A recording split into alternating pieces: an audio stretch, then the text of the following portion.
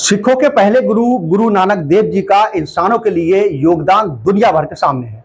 उनके दो पुत्र थे, उनके बावजूद जब अपना उत्तराधिकारी चुनने की बारी आई तो उन्होंने अपने बेटों के बजाय योग्यता को चुना और अपने शिष्य भाई लहड़ा यानी गुरु अंगद देव जी को चुना था।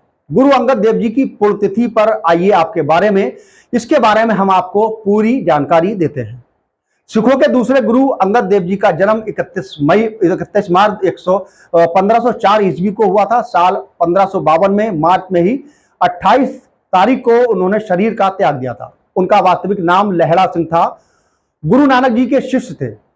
उनकी भक्ति और योग्यता के लेकर गुरु नानक देव जी इतने प्रभावित थे कि उन्हें अपना अंग मानते हुए अंगद नाम दिया था और जब वह सिखों के दूसरे गुरु बने तो गुरु अंगद देव कहलाने लगे।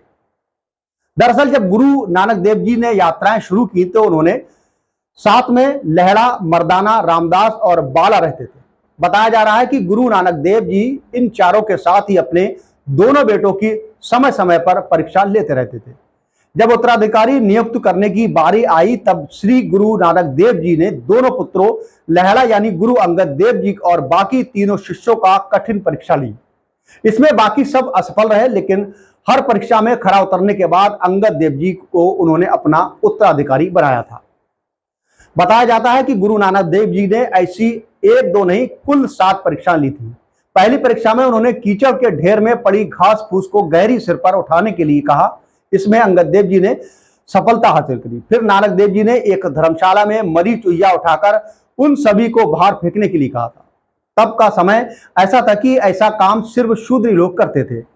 इसके बावजूद जात पात की परवाह किए बिना अंगद देव जी ने चुहिया उठाकर बाहर फेंक दी थी।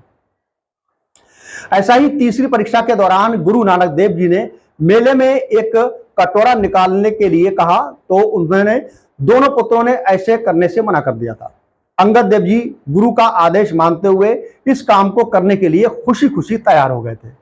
अगली परीक्षा में नानक देव जी ने भीषण सर्दी के दौरान आधी रात को धर्मशाला की टूटी दीवार बनाने का हुक्म दिया तो अंगद देव जी ने इसके लिए तुरंत तैयार हो गए। ऐसे ही 5वीं परीक्षा के दौरान गुरु नानक देव जी ने एक और सर्दी के रात में सबको रावी नदी के किनारे जाकर कपड़े धुलने के लिए कहा तो अंगद देव जी ने आधी रात में ही जाकर कपड़े धुलना शुरू कर दिए थे। बता दें कि बुद्धि कौशल और आत्मधैर्य योग्यता की भी गुरु अंगद देव जी में थी और कोई कमी नहीं थी। 6वीं बार गुरु नानक देव जी ने इसी की परीक्षा ली।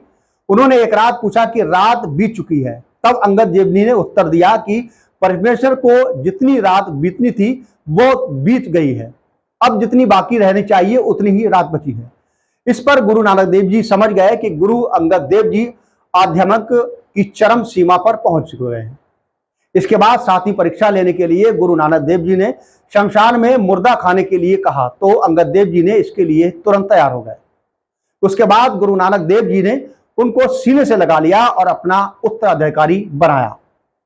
इस तरह से गुरु अंगद देव जी सिखों के दूसरे गुरु बने और 7 सितंबर 1539 को 28 मार्च 1552 तक रहे। गुरु अंगद देव जी को ही पंजाबी भाषा की लिपि गुरमुखी का जन्मदाता माना जाता है।